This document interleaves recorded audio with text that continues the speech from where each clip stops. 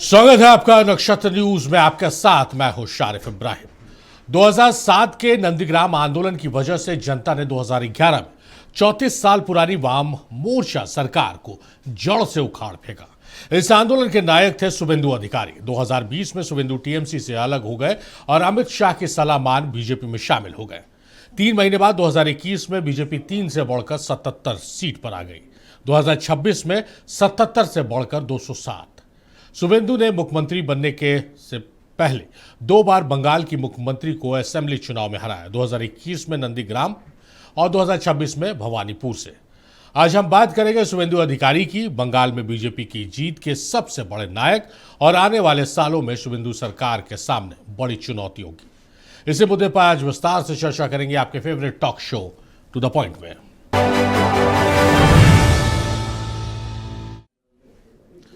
तो शुभेंदु अधिकारी ने पश्चिम बंगाल के 9वें और बीजेपी के पहले मुख्यमंत्री पद की शपथ ले ली है। शनिवार 9 मई को कोलकाता के ब्रिगेड परेड ग्राउंड में शपथ ग्रहण समारोह में राज्यपाल RN रवि ने उन्हें शपथ दिलाई है। इस समारोह में प्रधानमंत्री नरेंद्र मोदी, केंद्रीय गृह मंत्री अमित शाह समेत नेशनल डेमोक्रेटिक अलायंस यानी NDA के कई मुख्यमंत्री और बड़े नेता शामिल हुए।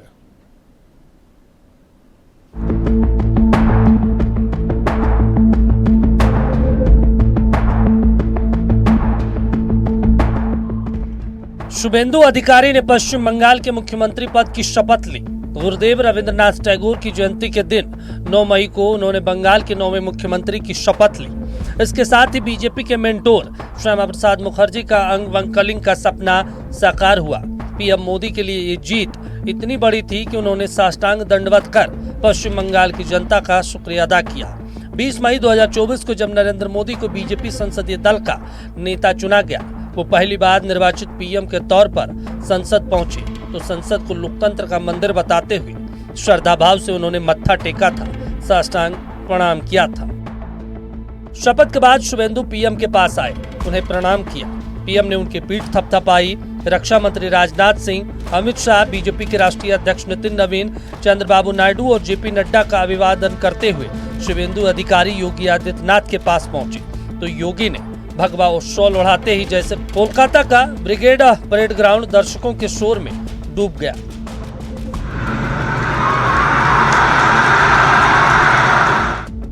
पश्चिम बंगाल के गवर्नर RN रवि ने शुभेंदु के अलावा 5 और विधायकों को मंत्री पद की शपथ दिलाई।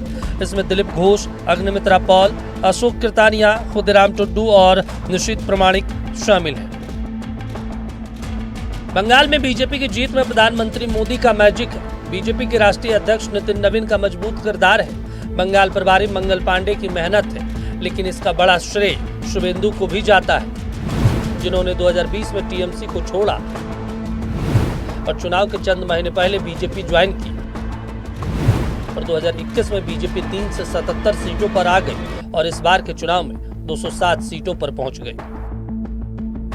पश्चिम बंगाल में बीजेपी की पहली सरकार में समाज के जातिगत समीकरण का पूरा ध्यान रखा गया है। मुख्यमंत्री शुभेंदु अधिकारी ब्राह्मण समुदाय से हैं, जिसकी आबादी राज्य में करीब 8% है।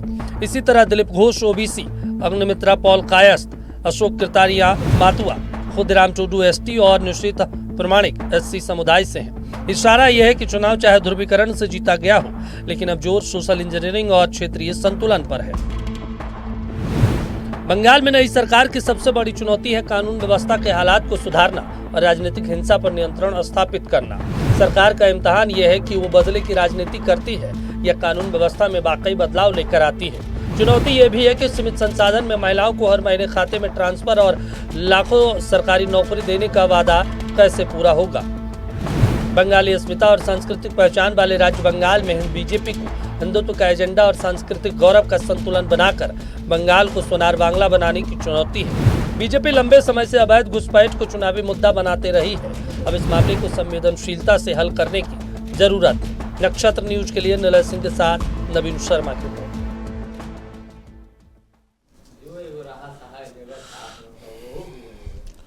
तो कांग्रेस छोड़ टीएमसी में आए, टीएमसी छोड़ भारतीय जनता पार्टी में गए और उसके बाद पहली बार उनके नेतृत्व में बंगाल में सरकार बनी। हम बात कर रहे हैं शुभेंदु अधिकारी की और उन्होंने आज मुख्यमंत्री पद की शपथ ले ली। यानी बंगाल की कमान शुभेंदु अधिकारी के कंधों पर। कई चुनौतियां हैं, कई चैलेंजेस है और साथ ही साथ विरोधियों का विरोध तो है, अपनों का भी सवाल है कि क्या अपने खेमे में कोई नहीं था जो मुख्यमंत्री बन सकता था। ये तमाम चीजें हैं, इन तमाम चीजों पर हम आज विस्तार से चर्चा करेंगे। बहुत खास मेहमान हमारे साथ जुड़ रहे हैं, मेहमानों का तारुफ कराएंगे और उसके चर्चा को हम आगे बढ़ाएंगे। हमारे साथ सुशांत मुखर्जी, माले नेता, बहुत स्वागत है सुशांत दा आपका। हमारे साथ प्रवास खान साहब हैं, आजसू के नेता, बहुत स्वागत है प्रवास साहब आपका। दीनदयाल बनवाल साहब है, बीजेपी के नेता, दीनदयाल जी बहुत स्वागत है आपका। और राज उरांव साहब हैं, कांग्रेस के नेता हैं, राज साहब बहुत स्वागत है आपका। शुरुआत करते हैं दीनदयाल जी से। आज दीनदयाल जी बहुत प्रसन्न भी नजर आ रहे हैं। दीनदयाल जी, बंगाल में आप लोगों का सपना था कई दशकों से कि भाई वहाँ पर सरकार आए, आज़ादी के बाद से सरकार नहीं आई थी, फुल मेजोरिटी की सरकार आई, या शपथ ग्रहण भी हो गया, लेकिन बंगाल की जनता ने एक बड़ा मैंडेट आप लोगों को दिया, तो जिम्मेदारी भी उतनी ही बढ़ी जितना बड़ा मैंडेट है। निश्चित तौर पर इब्राहिम भाई, अगर आप समझने का प्रयास कीजिए तो ये जो बंगाल राज्य है, जी जी, ये बंगाल राज्य सुभाष चंद्र बोस का जगह है। ये बंगाल जो राज्य है रविंद्रनाथ टैगोर जी का जगह है, खुद्दीराम बोस जी का जगह है, और मुखर्जी जिन्होंने बलिदान जाके दिया उनका जगह है।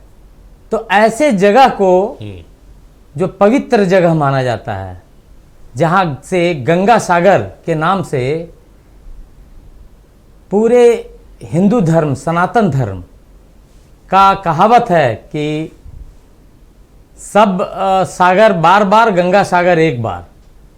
तो ऐसे जगह को अपवित्र करने का कार्य टीएमसी के लोगों ने किया है। यह बंगाल वैसी जगह का नाम है जहाँ से माँ दुर्गा, माँ काली देवी के रूप में जानी जाती है, पूजी जाती है। ऐसे जगह में बांग्लादेशियों को घुसाकर और बांग्लादेशियों को अधिकार देकर बंगाल के बंगालियों को और हिंदुओं को हक मारा गया था। आज जैसे ही जनता को लगा कि अब बदलाव की आवश्यकता हो गई, अति पार हो गया है, तो जनता ने खुलकर बोलिए तो भारतीय जनता पार्टी को सपोर्ट किया है, भारतीय जनता पार्टी पे विश्वास जताया है। और खुशी के साथ साथ, जैसा आपने सही कहा है कि खुशी के साथ साथ जिम्मेवारियों का भी आज समय है। और मैं बहुत जिम्मेवारी से कहता हूं कि बंगाल में अब वह विकास लोग देखेगा, वह विकास देखेगा जैसा कि गुजरात और केरला में लोगों ने देखा है, आज उत्तर प्रदेश में लोगों को मिल रहा है। तो वैसा बंगाल बनाना है। और निश्चित तौर पे जैसे जनता का प्यार भारतीय जनता पार्टी के साथ लगा है, वैसे ही भारतीय जनता पार्टी भी एक एक वहाँ के जनता को वह चीज़ देगी, वह ये अधिकार देगी जो वर्षों से वंचित रहा था। चलिए, तो ये मैं इतना ही कहता हूं कि जिम्मेवारी मिली है, और उस जिम्मेवारी के साथ कहता हूं कि बंगाल की जनता को पूरे जिम्मेवारी के साथ बहुत ही सुखद अनुभव कराने का वचन देती है भारतीय जनता पार्टी। चलिए, तो दीनदयाल जी बहुत बेहतरीन बात कर रहे हैं। और दीनदयाल जी ये भी बात कह रहे हैं कि भाई कोई ज़रूरी नहीं है कि विकास की जहाँ पर गाथा लिखी जाए या विकास जहाँ हो वहाँ भारतीय जनता पार्टी की सरकार होने की आवश्यकता है। केरल का इन्होंने जिक्र किया, केरल में इनकी सरकार नहीं है, और केरल का इन्होंने जिक्र केरल और गुजरात का। तो मैं अप्रिशिएट करता हूँ कि विपक्ष में रहते हुए भी अगर किसी सरकार ने, चाहे वाम दल की सरकार हो चाहे कांग्रेस की सरकार हो, और उसने अच्छा काम किया तो उस बात को एड्रेस कर रहे हैं। बहुत अच्छी बात है ये। आजसू से हमारे साथ प्रवास साहब हैं, और आजसू प्रमुख सुदेश महतो भी आज शपथ ग्रहण समारोह में आमंत्रित थे, वो भी गए थे, तो इसलिए उनसे सवाल लेना बहुत लाजमी हो जाता है। किस रूप में देख रहे हैं बंगाल में जो परिवर्तन की बात आप लोग कर रहे थे, एनडीए गठबंधन परिवर्तन की बात कर रहा था, जनता ने तो उस बात को भरोसा करते हुए सत्ता परिवर्तित कर दी। अब उस जिम्मेदारी के साथ जो वादे आप लोगों ने किए हैं, बंगाल को किस तरह से नई दिशा और दशा देंगे, उसकी जिम्मेदारी आज से शपथ ग्रहण के बाद से ही शुरू हो गई। प्रवास साहब, धन्यवाद इब्राहिम।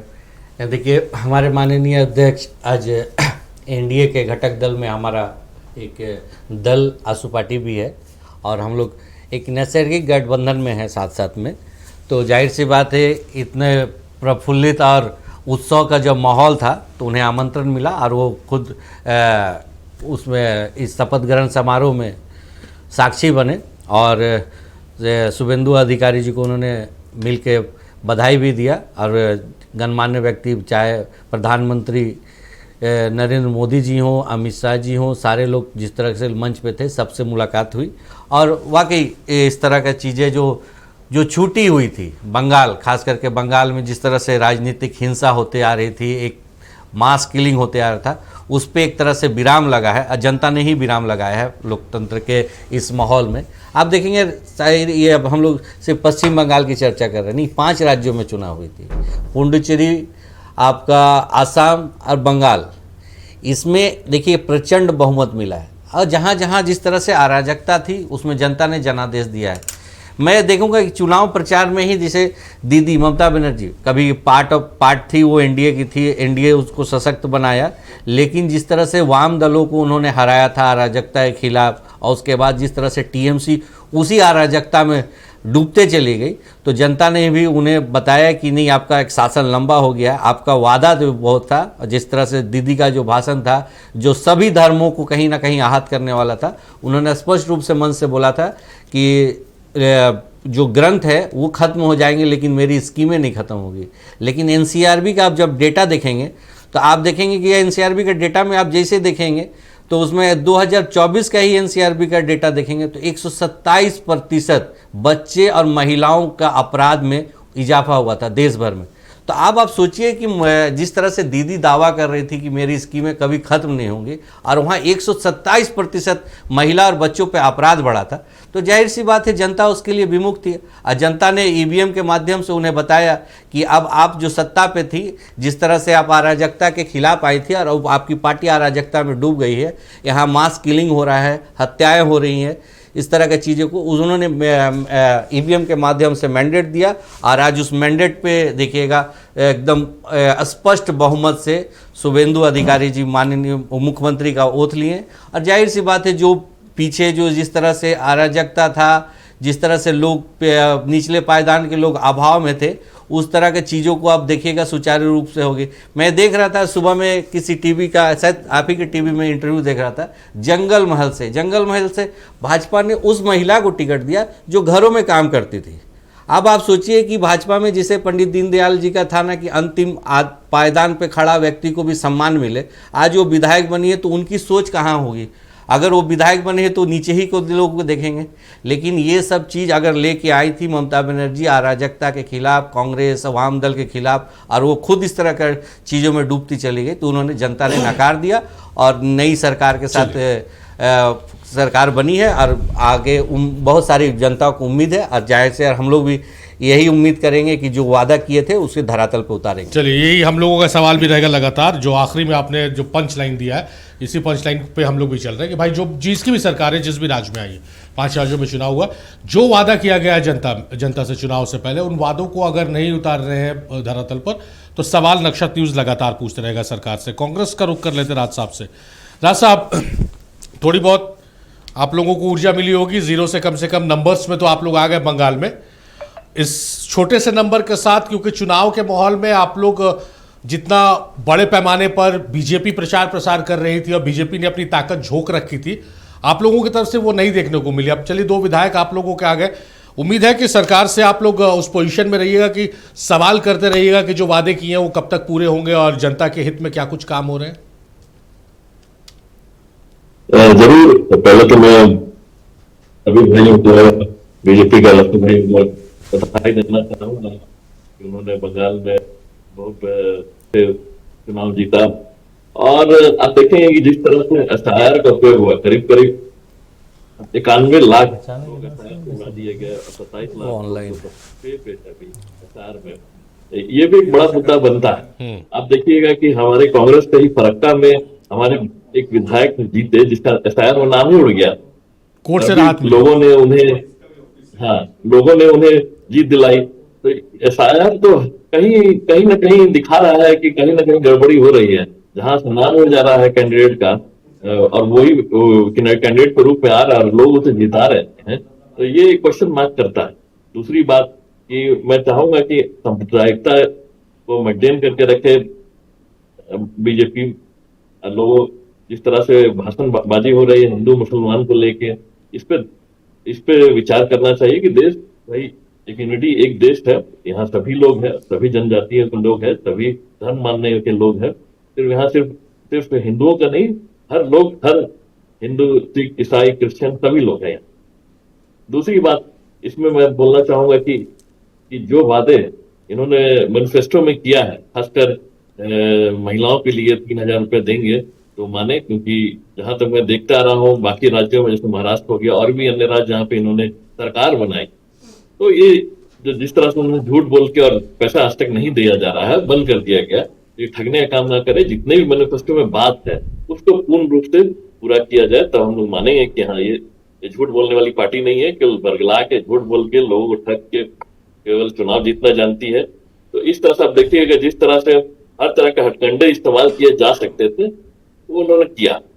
जहां तक मैं मानता हूं कांग्रेस पार्टी ने काफी समय से वहां पे 0 पे चल रही थी, 2 की खाता खुली और साथ में हमारे कैडर बेस भी वहां बढ़े, हर सीट में हमें वहां चुनाव लड़े। ये हमारे लिए पॉजिटिव था और ये हमारे लिए अच्छा रिपोर्ट कार्ड था।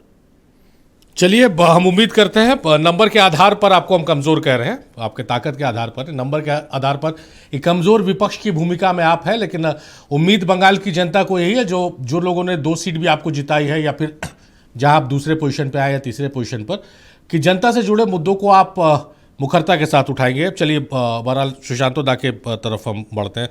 सुशांतो दा, वाम दल का प्रधानमंत्री नरेंद्र मोदी ने जब देश के नाम संबोधित कार्यकर्ताओं को संबोधित किया था तो कहा कि वाम दल मुक्त, कांग्रेस मुक्त भारत के लिए बीजेपी बढ़ी थी, लेकिन वाम दल मुक्त कर दिया। कहीं आप लोग नहीं है, थोड़ा सा सीट की कमी हो रही थी, 118 का नंबर नहीं पहुंच रहा था, बड़ी मुश्किल से आप लोग तमिलनाडु में आए हैं सत्ता में। किस रूप में देख रहे हैं, बंगाल में क्या भूमिका रहेगी? बंगाल में तो दशकों पहले आप लोगों को बाय बाय कर दी है जनता ने। नहीं, देखिए, हमारे वहाँ पर वोट इस बार प्रतिशत बढ़े हैं, निश्चित तौर पर सीट भी आए हैं, कोई बात नहीं, चलिए आगे बढ़ेंगे। लेकिन एक चीज़, ये अभी 60 दिन तक, 60 से 90 दिन तक हमें लगता है कि जो सरकार चल रही है इसे चलने देना चाहिए, इसका विरोध में कुछ नहीं। इनको काम करने की जो मौका है वो देना चाहिए हर पार्टी को। फिर और एक बार कहते हैं कि बीजेपी कहीं भी किसी स्टेट में नई सरकार अगर बनाती, जिस स्टेट में उसकी नहीं है, वहाँ पर उसकी अपनी मुख्यमंत्री नहीं होते हैं, किसी से लिए जाते हैं, चाहे वो टीएमसी हो, चाहे वो राजद हो, चाहे वो जेडीयू हो, मैंने किसी के भी पार्टी से वो लेके ही बनाते हैं, ये देखा गया है। हमें लगता है कि बीजेपी में कैडर है, लेकिन कैडर किस तरह से कैडर है, वो पॉलिटिकल कैडर जो राजनीति करते हुए मुख्यमंत्री का पद तक जाएंगे, ये नहीं मिलते हैं। हमने बहुत सारे स्टेट में देखे, वो दूसरे के चलते हैं। आप देखिए, यहाँ जो अभी चुनाव हुए हैं इसमें 70 से 75 विधायकें हैं जो टीएमसी के हैं। पिछले बार तो 50, मतलब ये सब आंकड़ा जुटाकर, ये सब बातें करके थोड़ा सा मतलब हार नहीं, का नहीं, या नहीं, आप लोग सत्ता में नहीं, उसका गम थोड़ा सा नहीं, कम हो गम जाएगा नहीं ना? भुला रहे, गम नहीं भूल, जनता को बताया जाए कि आज बताइए, यही मोदी हमारे देश के प्रधानमंत्री, जब ये शुभेंदु जी इन्होंने अभी मुख्यमंत्री बने हैं, इन जब घोटालों में थे तो भाषण में क्या कहते थे कि देखो की बोलचे आरो नोबो, प्रधानमंत्री बोले थे, और वो आज बगल में बैठे हुए हैं।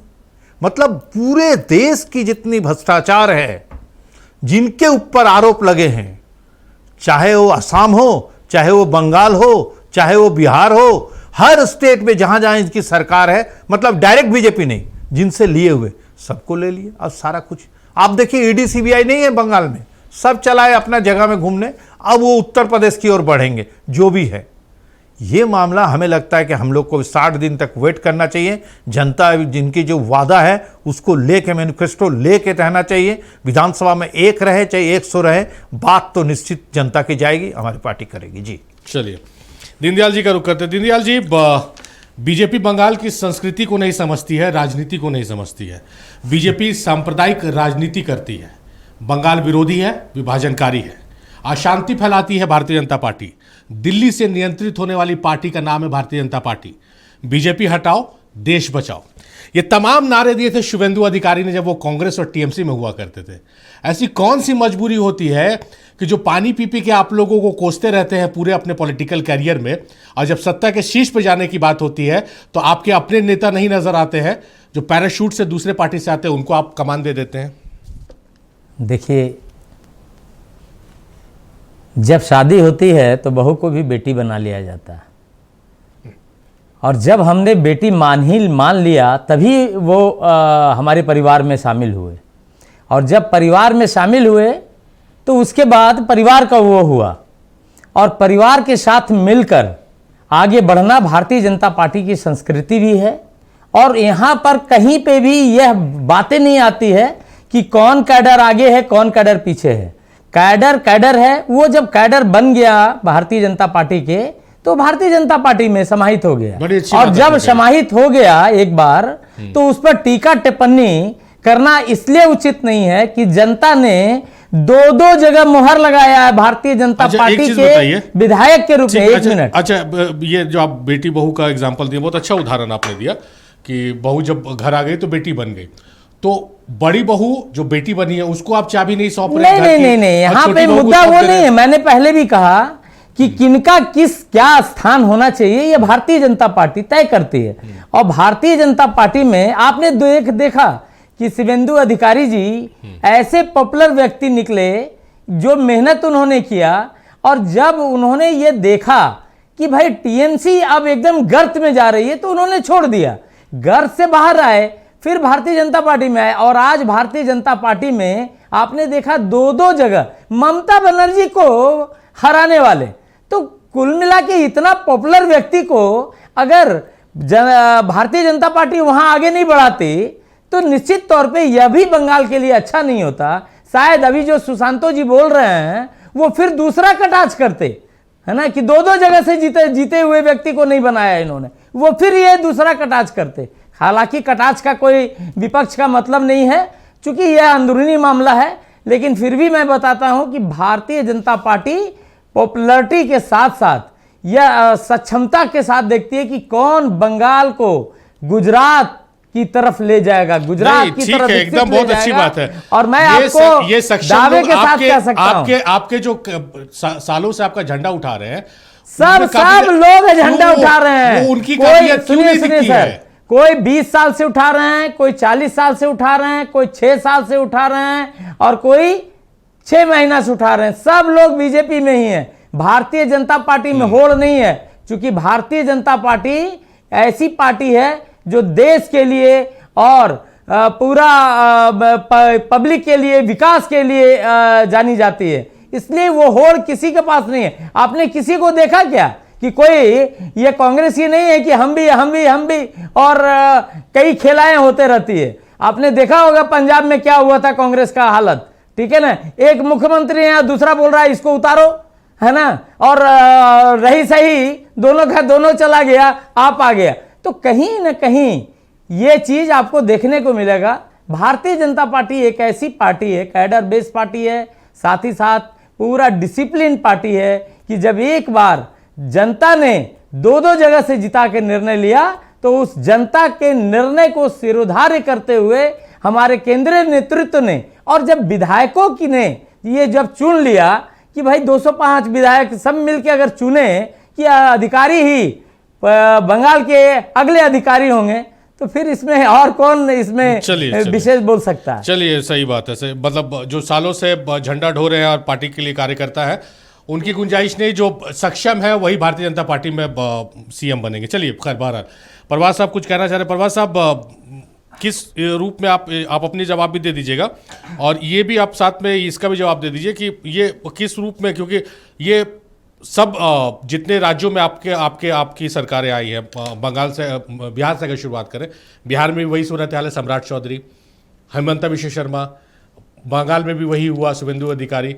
जनता जानना चाहती है कि भाई ऐसा क्यों है आखिर कि जो लोग कोसते रहते हैं, इस तरह के बयान देते हैं कि सिर्फ हिंदुत्व की राजनीति करती है, सांप्रदायिक तनाव बीजेपी के आने से बढ़ता है। जब सत्ता में आने की बात होती है, जब नेतृत्व की बात होती है, तो अपने पार्टी के जो कैडर है, नेता है, जो डेडिकेटेड है, उनको दरकिनार कर दिया जाता है। देखिए सर, थोड़ा सा आदमी को देखिए, जब आप ड्राइव करते हैं ना तो सामने का विंड स्क्रीन के साथ साथ में लुकिंग ग्लास भी देखना चाहिए। आप देख रहे हैं, हम दादा से पहले हम शुरुआत करते हैं, दादा को जवाब दे देते हैं। सीपीआई की स्थापना 1925 में हुई थी, ठीक है। उसके बाद मतभेद के कारण बनने के बाद सीपीआई में विभाजन हुआ, सीपीआई-एम बना 1959 में। उसके बाद सीपीआई-एम में जब कट्टरता वाला जो उत्पन्न हुआ मतभेद, उसके बाद सीपीआई-एमएल बना। तो पार्टी तो टूटते आई ना। भाजपा कहीं से टूटते हुए नजर आ रही है क्या? लोग उसके जो भाजपा के प्रवक्ता यहाँ पे बैठे हुए हैं, भाजपा के जो विचारधारा है, भाजपा का जो सोच है, भाजपा का जो मॉडल है, उसको लोग छोड़ के अगर उसमें समाहित हो रहे तो इसमें कोई प्रश्न चिन्ह लगाने की आवश्यकता ही नहीं है। आपको ये देखना पड़ेगा कि जनता आपको जनादेश दे रही है, जनता वहां पे आपको विराजमान कर रही है। मेरा ये सवाल ही नहीं जिसका आप जवाब दे रहे हैं। भारतीय जनता पार्टी टूट रही है या भारतीय जनता पार्टी में लोग शामिल हो रहे हैं, इससे कोई आपत्ति नहीं भाई, लोकतंत्र कोई किसी भी पार्टी में जा सकता। मेरा ये कहना है कि जब जवाबदेही देने की बारी आती है तो अपने जो डेडिकेटेड कार्यकर्ता जो सालों से बीजेपी के साथ है या एनडीए के साथ है, उन पर दाव क्यों नहीं खेलती? बाहर से आए हुए लोगों को जो उनके खिलाफ बीजेपी के खिलाफ मुखालफत करती रही पूरे अपने राजनीतिक करियर में। नहीं साहब, देखिए पार्टी का कुछ एक आंतरिक मामला भी रहता है। पार्टी की चीज़ें आप टीवी में डिस्कस नहीं कर सकते हैं चीज़ें। उनके जब विधायक दल का एक मीटिंग होता है, विधायक दल के नेता जब विधायक दल के नेता वो चुन लेते हैं, तो इसमें कोई कहीं से प्रश्न चिन्ह नहीं लगता है। आप अगर बात को, अगर डिबेट को अगर भूसा कूटना चाहेंगे तो उस तरह की चीज़ें होती है। जैसे अभी कांग्रेस के मित्र बोल रहे थे, हिंदू और मुसलमान कर रहे थे। कांग्रेस की अगर मानसिकता में देखेंगे ना तो सिर्फ और सिर्फ हिंदू मुसलमान है। कांग्रेस के वरिष्ठ नेता, मैं बोलूँगा नहीं, वो पार्टी अध्यक्ष भी नहीं है, लेकिन वरिष्ठ नेता जिसके अनुसरण करते हुए संविधान का पुस्तक लेकर वो घूमते हैं, लेकिन क्या संविधान पढ़े हैं? आज माननीय मुख्यमंत्री पश्चिम बंगाल के शुभेंदु अधिकारी जी ने जो शपथ लिया, संविधान के अनुच्छेद 164(3) के अंदर में लिया। उसमें कहाँ हिंदू और मुस्लिम का था? उसमें तो पद और गोपनीयता की जो शपथ दिलाई तो उसमें तो सबके समानता की बात की थी। लेकिन ये बात करेंगे हिंदू और मुसलमान का, ये नहीं देखेंगे। आप संविधान को पढ़ना चाहिए। यही चीज बोल रहा हूँ। आप अपडेटेड रहते हैं, थोड़ा सा अपडेट अपने आप को कर लीजिए। शुभेंदु अधिकारी जब चुनाव जीत कर आए थे तो पहला बयान उन्होंने जो दिया था वो उन्होंने यही कहा था कि मुझे नाम लेके उस पर्टिकुलर कम्युनिटी का, कि जिस कम्युनिटी ने मुझे वोट नहीं दिया है मैं उनके लिए कोई काम नहीं करूंगा, जिसने मुझे वोट दिया है उनका विकास होगा। तो क्या संविधान, जो आप संविधान का बखान कर रहे हैं, संविधान क्या इसकी इजाजत देता है, या संविधान किसी मुख्यमंत्री या प्रधानमंत्री को ये पावर देता है कि बाइफरकेट करके वो विकास योजनाओं को उनके लिए लेकर आए? एकदम आप, मैं वही बोल रहा था। महात्मा गांधी जब देश में जब बंटवारा हो रहा था, लोग जब बांग्लादेश और पाकिस्तान को चुन रहे थे ना, उस टाइम पाकिस्तान था, तो लोग वहाँ से जो पाकिस्तान जब जाना चाह रहे थे, और जिस तरह से नवाखली में हुआ था जिसमें 48 दिन तक महात्मा गांधी पद यात्रा पे चले गए थे कि ये चीज़ जो हिंदू और मुसलमान का खाई है इसको ख़त्म किया जाए। और आज भी देखेंगे, आंकड़ा के साथ में जब देखेंगे तो बांग्लादेशी जो घुसपैठ है, लगभग जेल में सबसे ज़्यादा वो लोग बंद है। तो अगर कोई दूसरे राज्य, दूसरे देश के लोगों के लिए अगर इस तरह की चीज़ें अगर कोई बोलता है तो उसको तो एक भारतीय होने के चलते हमारा आपको एक्सेप्ट करना चाहिए ना। कहाँ आप उस तरह की चीज़ को, धर्म को लेके जा रहे हैं? आप दूसरे स्टेट का, दूसरे देश का लोग अगर आएंगे तो कहीं ना कहीं लोगों का हक तो वही मारे जाएंगे। लेकिन मैं बोल रहा था कि उसको ये भी अनुसरण करना चाहिए कि आप संविधान को लेकर चलते हैं जब पॉकेट में, तो संविधान को भी अनुसरण करना चाहिए, उनको देखना चाहिए कि। चलिए, तमाम मेहमान हमारे साथ बने हुए हैं। और तो पश्चिम बंगाल में शुभेंदु अधिकारी के सीएम बनने के बाद कांग्रेस ने तंज कसा है। झारखंड कांग्रेस के प्रवक्ता राकेश सिन्हा ने कहा है कि जो व्यक्ति समाज में नफरत फैलाने का काम करता है वैसे लोगों को ही बीजेपी पद देने का काम करती है। वहीं बीजेपी प्रवक्ता अजय शाह ने कहा है कि भारतीय जनता पार्टी हमेशा उन लोगों को मौका देती है जो मेहनती है, जो संगठन के लिए और जनता के लिए काम करते हैं। इन्होंने पिछले कई सालों से लगातार मुस्लिम किया और पहली बार वेस्ट बंगाल में ऐसी सरकार आई है और ऐसे मुख्यमंत्री बने हैं जिन्होंने हिंदू मुस्लिम दोनों करना चालू किया। यानी उनका मानना है कि दोनों समुदाय को बराबर का हक मिलना चाहिए। और अगर आप वोट शेयर, वोट परसेंटेज देखेंगे तो जिस तरीके से कांग्रेस पार्टी 2 सीटें जीती है दोनों मुस्लिम बहुल इलाके में, और दोनों मुस्लिम हैं, और आसाम को अगर ऐड कर दें तो 19 में से 18 सीटें मुस्लिम के उन्होंने जीता है। यानी कुल मिलाकर के यह बात बिल्कुल साबित हो गई है। भारतीय जनता पार्टी बार बार इस बात को कहती थी कि इंडी गठबंधन के जितने लोग हैं, कांग्रेस पार्टी हो, टीएमसी हो, जेएमएम हो, इन्होंने हमेशा ही एक समुदाय को खुश करने का केवल काम किया है। जनराइट बहुत खराब चीज है, और चाहे अजय आलोक हो या अजय शाह हो, दोनों को मेरा व्यक्तिगत सलाह होगा कि डेनराइट जैसे चीज़ों से दूर रहें। डेनराइट जैसे चीज़ों से अगर दूर रहेंगे तो स्वाभाविक तौर पे इस प्रकार का बयान नहीं देंगे। सरकार पूरी मजबूती के साथ चल रही है, गठबंधन पूरा मजबूत है, और गठबंधन को कुचलना ये भारतीय जनता पार्टी की हैसियत नहीं है। चलिए, तो मेहमानों का रुख करते हैं, राज साहब का रुख कर लेते हैं। राज साहब, चलिए, आप लोग सबसे बड़ी पार्टी हुआ करते थे, सबसे ज़्यादा पीएम कांग्रेस पार्टी ने दिया, लेकिन आज आप लोग का क्या हाल है कि भारत का नक्शा जब खोलो तो किसी किसी राज्यों में आप लोग दिखते हैं गठबंधन के सहारे ही। बंगाल में क्या आप लोगों का रोल रहेगा, क्योंकि जहां देख रहे हैं कि आप सत्ता में आ गए, केरला में आप प्रचंड बहुमत में आ गए, दूसरे राज्यों में जो आपके साथ चुनाव हुआ, डिक्लेयर हुआ नतीजे, वहां पर शपथ ग्रहण भी हो गया, आप लोग अभी मंथन करने में लगे हुए हैं, जहां फुल मेजोरिटी में आप लोग जब डिसाइड नहीं कर पा रहे हैं, तो फिर जब गठबंधन के साथ मिलकर सरकार बनानी है तो वहां कितना पापड़ बेलना पड़ेगा आप लोगों को? जरूर जरूर, देखिए, ये पार्टी की आंतरिक चीज है।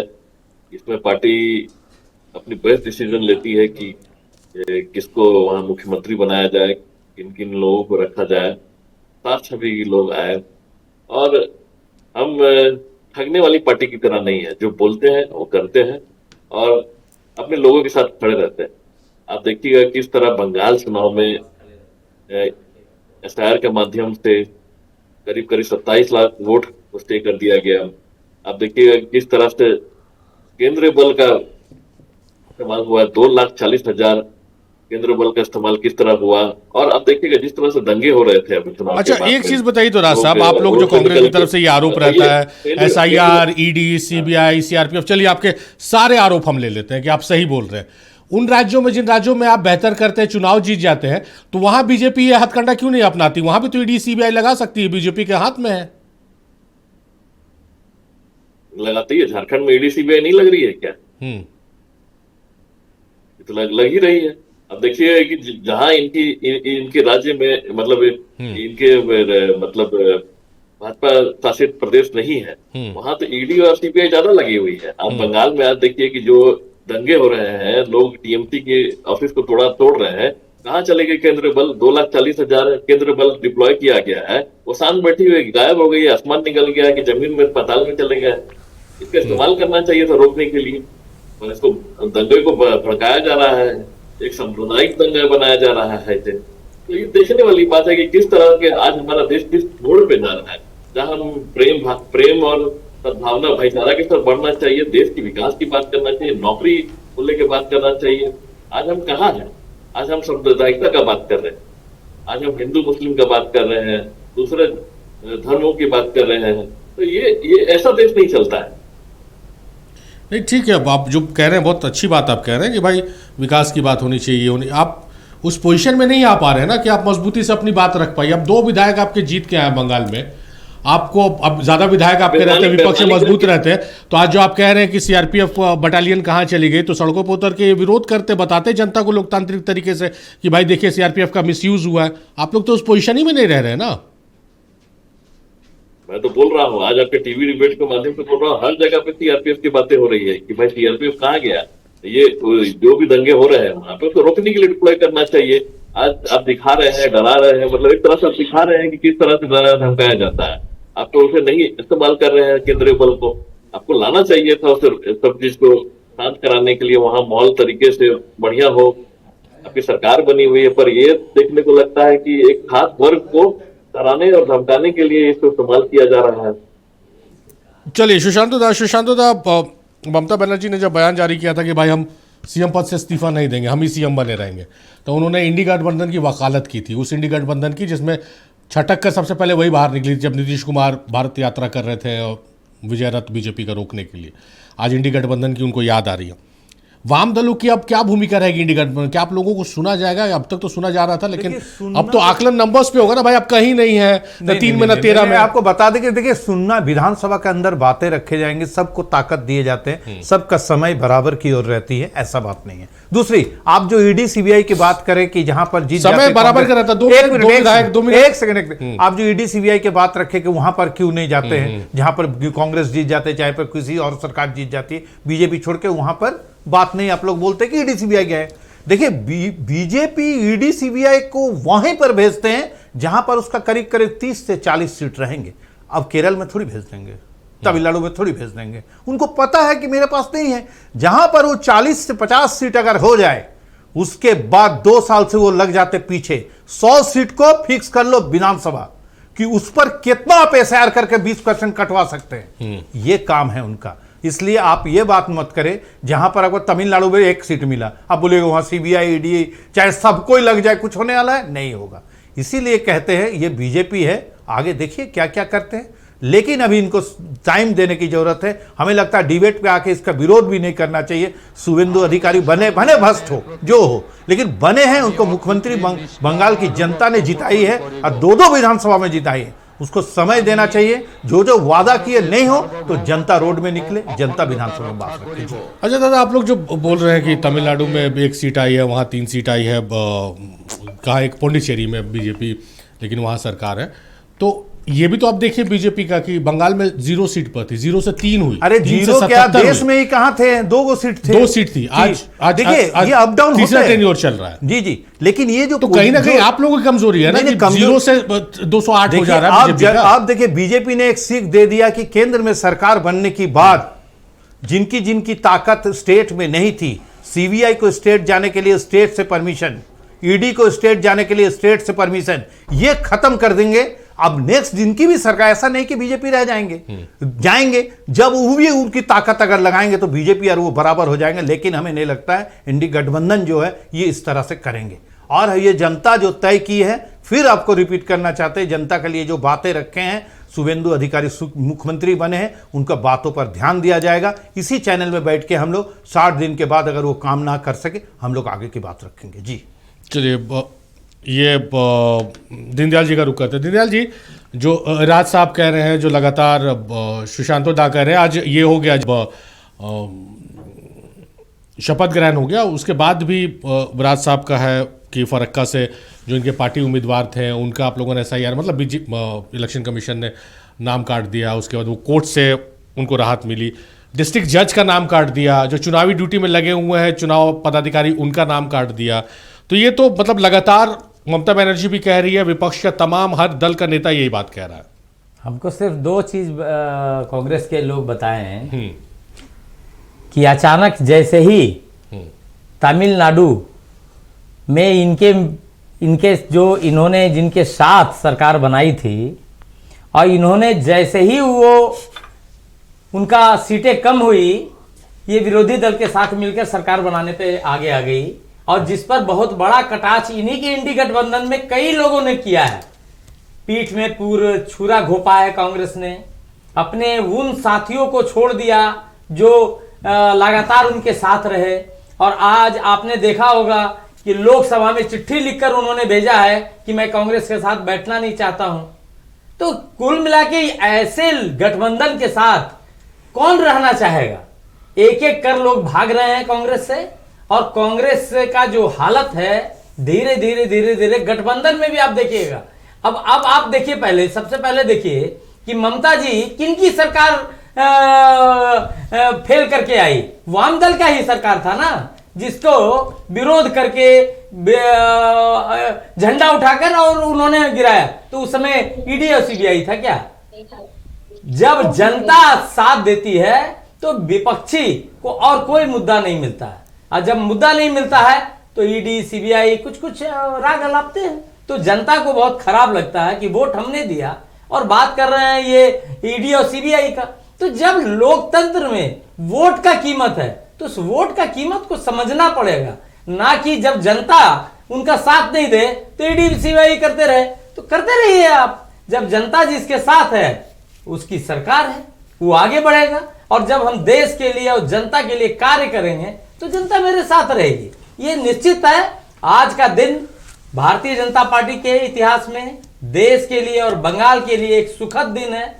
आज के दिन कोई मैं ऐसा शब्द नहीं कहना चाहता हूं, बस इतना ही है कि आज का दिन बंगाल का एक सुखद दिन है और इसको सुखद ही रखा जाना चाहिए। अच्छा दीनदयाल जी, आप गठबंधन की बात कर रहे हैं तमिलनाडु का उदाहरण देते हुए, लेकिन जब विपक्ष से हम ये सवाल पूछते हैं, आप जो कह रहे हैं, तो विपक्ष आप लोगों को इल्जाम लगाते हैं कि क्षेत्रीय दल जो भी बीजेपी में सटा है उसको बीजेपी ने पूरा सवाल मुकम्मल हो जाएंगे। लोक जनशक्ति पार्टी का उदाहरण देते हैं, शिवसेना का उदाहरण देते हैं, अकाली दल का उदाहरण देते हैं कि जो क्षेत्रीय पार्टी आप लोगों में सटा उसको दो फाड़ आप लोगों ने कर दिया।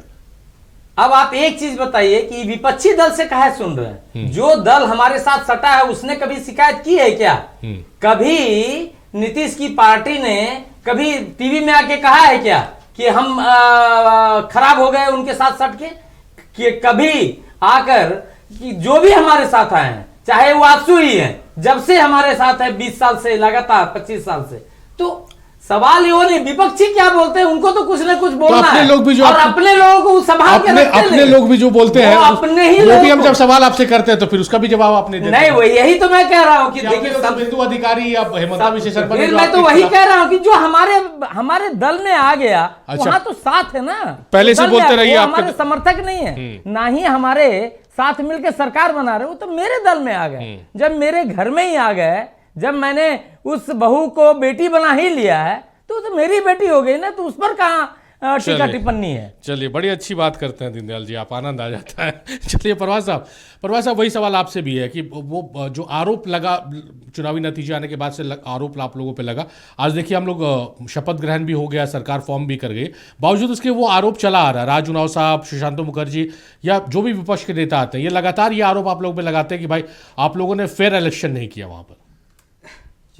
एक बात बताइए सारिफ, चुनाव क्या राजनीतिक दल कराता है क्या? स्वायत्त संस्था है ना चुनाव आयोग।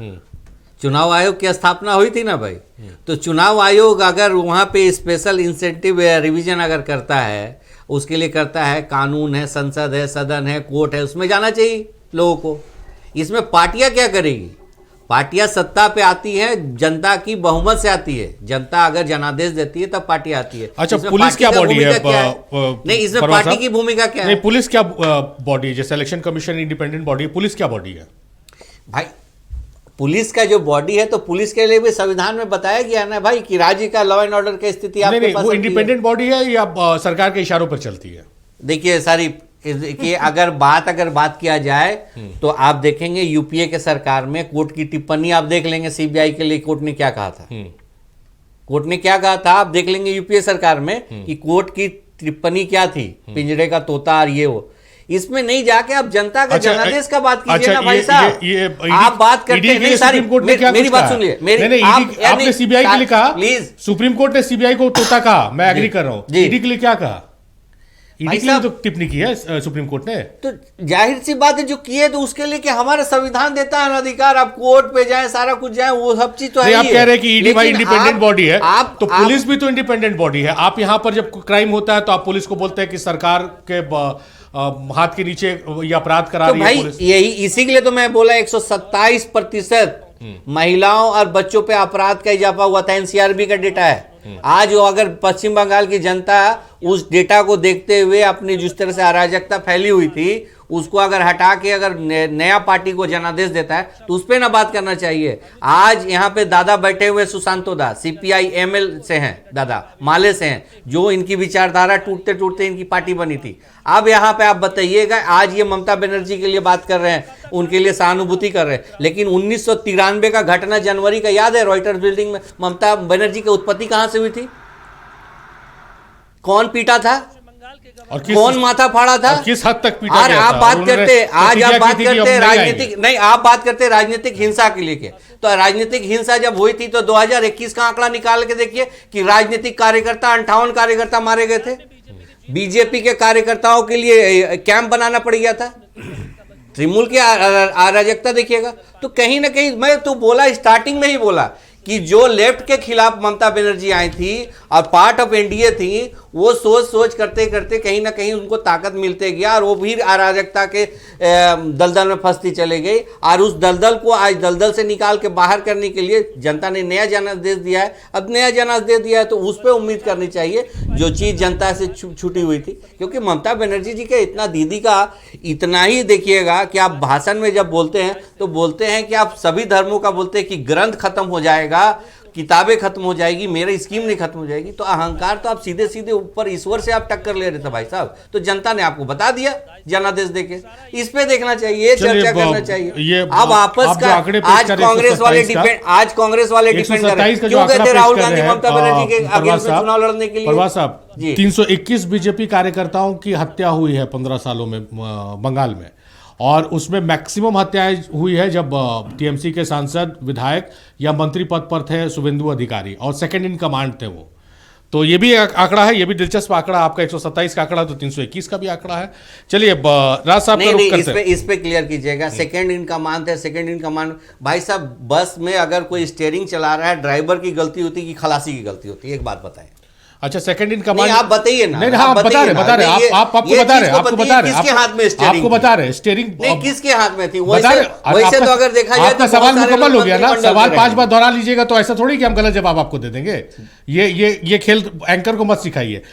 सेकंड इन कमांड होता है कि आप पार्टी के प्रवक्ता है और यहां पार्टी का पक्ष रखने आए हैं, तो आप पार्टी के लिए बोलिएगा, पार्टी की आप जो बोलिएगा वो पार्टी का बयान है। अरे तो आप पार्टी के लिए आप वही बात बोल रहे हैं, आप जबरदस्ती जो चीज को मुंह में आप डालना चाह रहे हैं। नहीं, हम कोई मुंह में डालना नहीं चाह रहे भाई साहब। नहीं, आप आंकड़ा 127 का पेश कर रहे हैं, मैंने 321 का आंकड़ा देखें, उनका संघर्ष तो देखें, 321 का पेश किया। आप जो माननीय अभी मुख्यमंत्री का शपथ लिया, उनका संघर्ष तो देखें। अब इसमें तो बीजेपी के प्रवक्ता ही बता पाएंगे कि उनकी संघर्ष क्या है। हाँ, तो ठीक है, आपको नहीं पता, उसमें मत जाइए जब संघर्ष नहीं पता। तो देखिए संघर्ष तो मैंने बता दिया ना, वो बयान को डिफेंड कीजिएगा क्या? देख रहे हैं वही मैं बोल रहा हूं, बयान को डिफेंड कीजिएगा। कुछ डालना चाहेंगे और हम नहीं, मुझे आपसे टीआरपी नहीं चाहिए। परवाज साहब आपसे टीआरपी नहीं चाहिए मुझे, एकदम निश्चिंत रहिए। मैं अपने शब्द आपके मुंह में नहीं डालूंगा। चलिए राज साहब का रुख करते हैं। राज साहब, क्या आप, हालांकि आप डायरेक्ट तौर पर नहीं रहे, लेकिन फिर भी एक्सपीरियंस तो आपको लंबा रहा है बंगाल में, क्या चुनौती आप देख पा रहे हैं सरकार के लिए? सरकार आई है, हालांकि फुल मेजोरिटी के साथ, पूरी ताकत के साथ आई है, पर क्या चुनौतियां आप देख रहे हैं जिस पर आप लोग डाउन द लाइन आप लोगों ने रूपरेखा तैयार की होगी? जैसा सुशांत दा बोल रहे कि 60 दिन के बाद हम सवाल पूछेंगे, आप लोगों ने किया होगा 100 दिन के बाद सवाल पूछेंगे, तो क्या चुनौती आप देख पा रहे हैं? देखिए, चुनौती तो सबसे बड़ी बात है कि जो वादे बीजेपी ने की है वो सबसे पहले पूरा करे। बाकी प्रदेश में जैसे इन्होंने ठगा लोगों को पैसा देने को लेकर, फ्री वीज देने को लेकर, तो उस तरह से बेवकूफता को। दूसरी बात कि प्रदेश को सही ढंग से चला ले, सांप्रदायिकता दंगा को ना बढ़ावा दे। तीसरी बात, जिस तरह से ये अपने मशीनरी को, अब जैसे आप दीनदयाल जी ने जैसे बोला बेटी और बहू, मैं बोलता हूँ कि ये तो बड़ा अच्छा एग्जाम्पल दे रहे हैं कि आप पूरे हर पॉलिटिकल नेताओं को एक मैसेज दे रहे हैं कि आप जो भी करो, बीजेपी है, वॉशिंग मशीन है, आप जाओ वहां पे, आप धुल जाओगे। तो इस तरह से तो बयान नहीं चलेगा कि बेटी बहू हो गई है तो अब ठीक हो गई है, वॉशिंग मशीन में धुल गई है, अभी कोई गलत काम नहीं करेगी।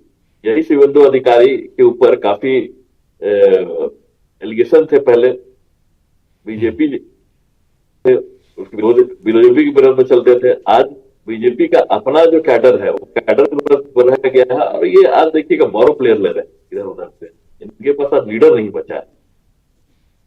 तो इनको समझ में आना चाहिए कि ये कहाँ जा रहा है बीजेपी। आज देखिए, शुभेंदु अधिकारी जैसे असम में आप हेमंत बिस्वा शर्मा जी को लेके आ रहे हैं, जिनके ऊपर काफी एलिगेशन था।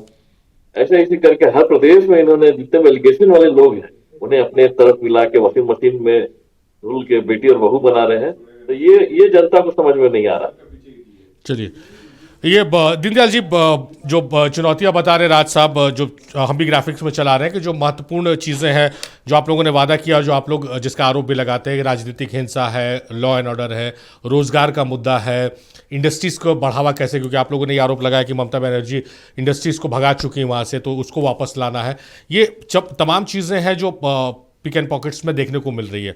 ये सब चुनौतियां आप मान रहे हैं या लग रहा है कि नहीं, जो मैंडेट हमको मिला है उस आधार पर हम इन तमाम चीज़ों को हल कर लेंगे? नहीं, देखिए, भारतीय जनता पार्टी का पुराना ये अनुभव है और मैं आपको बताता हूं कि एक एक वादा जो भारतीय जनता पार्टी ने की है, एक एक वादा पूरा होगा, क्योंकि जनता से किया हुआ वादा जी पूरा करना हमारा धर्म भी है और हमारा कर्तव्य भी है। लेकिन इसके साथ साथ हम सिर्फ इतना ही कहना चाहते हैं कि इंडी गठबंधन में कांग्रेस भी है और शायद वामदल भी हैं। इन लोग से बस इतना ही है कि मतलब 15 साल राज किया ममता तो लोकतंत्र, और आज जनता ने इनकार कर दिया तो लोकतंत्र खत्म हो गया और उन्होंने इस्तीफा देने से भी बर्खास्त करना पड़ा। बताइए, ऐसे लोकतंत्र चलेगा क्या? इस बर्खास्त करना पड़ा, हम इस्तीफा नहीं देंगे। अरे ऐसा लोकतंत्र में होता है क्या? फिर भी चलिए ठीक है, अगर आपकी वही मंशा है तो एक दिन जैसे वामदल खत्म हो गया, लेकिन फिर भी मैं वामदल का वह क्षण भी आप याद कीजिए कि खुद उन्होंने जाके इस्तीफा दिया था, है ना। वामदल जब उनका मैंडेट गया वो इस्तीफा दिया और घर चले गए, और यहाँ तो जबरदस्ती है कि हम इस्तीफा नहीं देंगे। अरे लोकतंत्र चल रहा है ना। तो ऐसे दल को और ऐसे इंडी गठबंधन, सबसे पहले तो कांग्रेस को मैं इतना बोलना चाह रहा हूं, अगर अपने आप को बड़ा दल समझती है और राष्ट्रीय दल समझती है तो सबसे पहले तो ये ज्ञान देना चाहिए कि अरे भाई, नहीं अगर मैंडेट मिला आपको तो आप छोड़ दो सीट, उसके बाद लड़ो ना। लड़ने के लिए तो जीवन भर है, आप जनता के साथ रहो। जनता ये नहीं मारपीट करके लड़ना नहीं, जनता के साथ रहो, विकास के ऊपर लड़ो, और साथ ही साथ भारतीय जनता पार्टी ने जो वादा किया है उस पर आप रहो। ऐसा नहीं करके कि ये लड़ाई झगड़ा, इस तरह का वातावरण आज देखिए, मान लिया जाए मर्डर होना, आप समझ रहे हैं कि पीए का मर्डर होना, तो इस तरह का वातावरण नहीं बने तो ज्यादा बेहतर रहे। क्योंकि बंगाल को सबसे पहले समझना पड़ेगा कि बंगाल जिससे महरूम रहा, वहां उस चीज को वापस देना जाहिर तौर पर। चलिए, तो ये जरूरी है, जरूरी ये नहीं है कि आप इस तरह का वातावरण बनाएं कि हम इस्तीफे नहीं देंगे। आप इस्तीफा नहीं देंगे तो क्या हो जाएगा? समय की कमी है दीनदयाल जी। देखिए, देखिए सबसे बड़ी चीज है कि अब कुछ शब्द खत्म हो जाएंगे, जैसे घुसपैठियों का मामला बंगाल से खत्म। बंगाल में घुसपैठिए खत्म होगा। ओहो, घुसपैठिए खत्म होगा जी, घुसपैठी का बात खत्म, ईडी सीबीआई का बात खत्म। और एक चीज थोड़ा सा दीनदयाल जी देखिए, बीजेपी जो वादा करते एकदम पूरा किया, एकदम 100%। 2 करोड़ नौकरी हर साल दिए, 11 दूनी 22 करोड़, 2 करोड़।